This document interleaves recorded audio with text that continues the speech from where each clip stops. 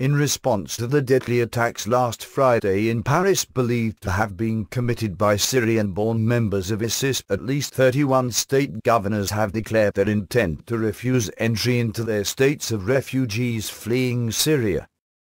Governor Doug Ducey of Arizona, shown, for example, issued a strongly worded statement of his state's intended refusal to allow settlement of Syrian refugees.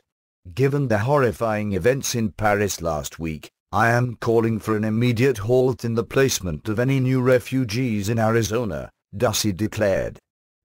Alabama Governor Robert Bentley expressed an equally terse promise to prevent the resettlement of Syrian refugees in his state. I will oppose any attempt to relocate Syrian refugees to Alabama through the U.S. Refugee Admissions Program. As your governor, I will not stand complicit to a policy that places the citizens of Alabama in harm's way. As with any question of superiority between state and federal policies, there are those who instantly assert the supremacy clause of Article 6 in defense of giving the feds the upper hand. The fact is, the supremacy clause does not declare that all laws passed by the federal government are the supreme law of the land, period. A closer reading reveals that it declares the laws of the United States made in pursuance of the Constitution the supreme law of the land. In pursuance thereof, not in violation thereof. Alexander Hamilton reiterated this interpretation of this part of Article 6 when he wrote in The Federalist, No. 33. If a number of political societies enter into a larger political society, the laws which the latter may enact, pursuant to the powers entrusted, to it by its constitution, must necessarily be supreme over those societies and the individuals of whom they are composed. But it will not follow from this doctrine that acts of the larger society which are not pursuant to its constitutional powers, but which are invasions of the residuary authorities of the smaller societies, will become the supreme law of the land.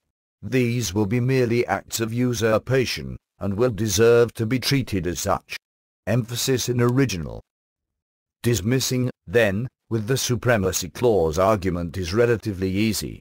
The problem remains, however, of whether the Constitution gives the federal government authority to grant entrance to the United States to those seeking asylum.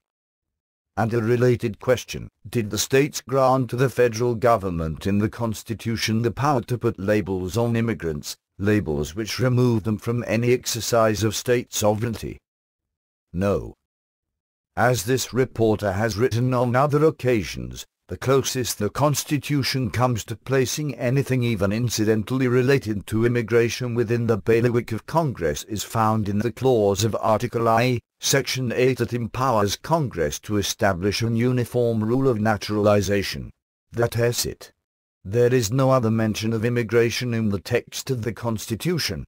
Somehow, though, the enemies of the right of states to govern themselves have extrapolated from that scant reference to naturalization the exclusive and unimpeachable right to legislate in the arena of immigration.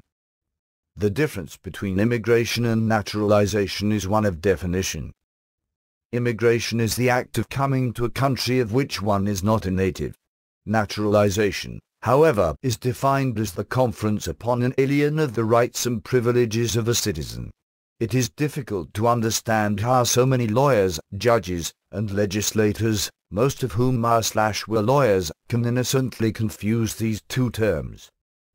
Before the states sent delegates to a convention in Philadelphia in 1787 to amend the Articles of Confederation, the result of which was the Constitution, they were already defending their sovereign borders by setting rules governing the means by which one could lawfully enter the state.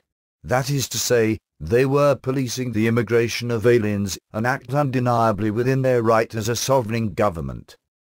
On not one single occasion during that summer of 1787 did any one of the 55, on and off, representatives of the 13 states suggest the endowment of the new national government with the authority to set immigration policy for the entire nation. That is significant. Not even the most strident advocate of a powerful national government ever proposed granting the power in question to the central authority. In fact, the sole reference to the federal government's power to regulate immigration is Article I, Section 9, wherein Constitution forbids Congress from interfering in the migration or importation of persons into the several states until 1808. That this limitation touched and concerned the slave trade and only the slave trade is patently obvious to anyone reading the debates of the delegates as recorded by James Madison and others who were present at the time. In fact, the wording of Article I, Section 9 is precisely worded so as not to be confused with any other article of the Constitution. There was a time in our nation's history when this wasn't such a difficult distinction to grasp. During deliberation of the Civil War amendments, 13th and 14th, President Ulysses S. Grant recognized that immigration was a state issue and not merely an aspect of naturalization. In a memo to the House of Representatives, Grant wrote, "Responsibility over immigration can only belong with the states since this is where the Constitution kept the power." It seems we should accept that the Constitution's silence on the issue of immigration and the 10th Amendment's explicit reservation to states of all powers not granted to the federal government means that state governments can establish the policy they deem proper with regard to who can or cannot settle within their sovereign borders. That's not the end of the controversy, however. There are those who insist that the 1915 Supreme Court decision in the case of Truax v. Raich should be the final word on the subject. Here is a brief recitation of the facts of that case as published in Reason magazine. At issue was the constitutionality of an Arizona law designed to prevent unwelcome foreigners from settling in that state by denying them the ability to secure meaningful employment. Under the terms of Arizona's Act to protect the citizens of the United States and their employment against non-citizens of the United States, in Arizona, all businesses with more than 5 employees were required to maintain a workforce that was comprised of at least 80% qualified electors or native-born citizens. As a direct result of this legislation, an Austrian-born cook named Mike Raich lost his job. Raich filed suit and eventually wound up before the Supreme Court. The Supreme Court sided with Raich and struck down the nativist state action. The assertion of an authority to deny to aliens the opportunity of earning a livelihood when lawfully admitted to the state would be tantamount to the assertion of the right to deny them entrance and abode, for in ordinary cases they cannot live where they cannot work, the court declared. And, if such a policy were permissible, the practical result would be that those lawfully admitted to the country under the authority of the acts of Congress, instead of enjoying in a substantial sense and in their full scope the privileges conferred by the admission, would be segregated in such of the states as chose to offer hospitality. Reason goes on to restate the ruling as if they believe it applies to the current controversy.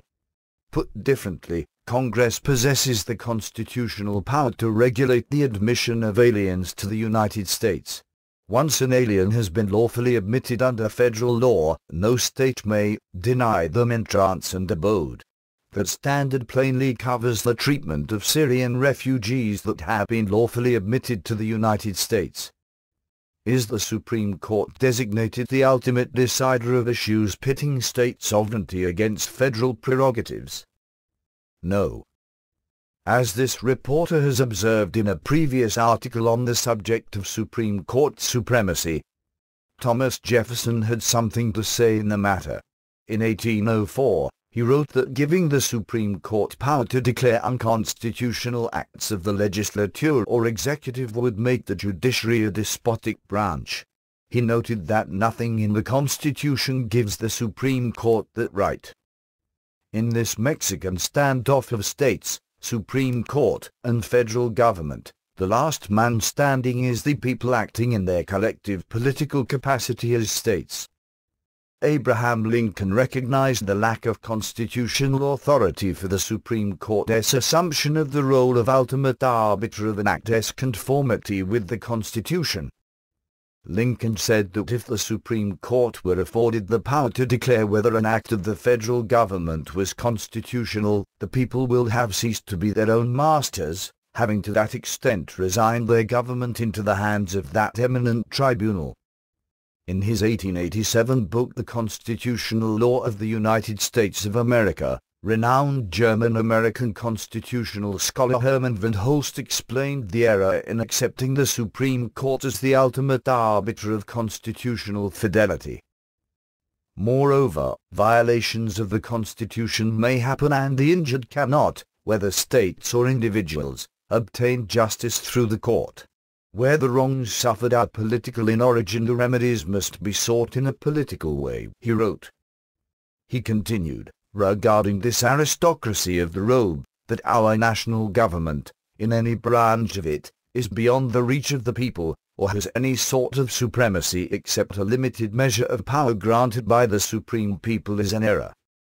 Finally, in his statement discussed above, Governor Ducey of Arizona cites the provision of the U.S. Refugee Act requiring the federal government to consult with states prior to placing refugee populations. He then pleads for the President and Congress to immediately amend federal law to provide states greater oversight and authority in the administration of the placement of refugees.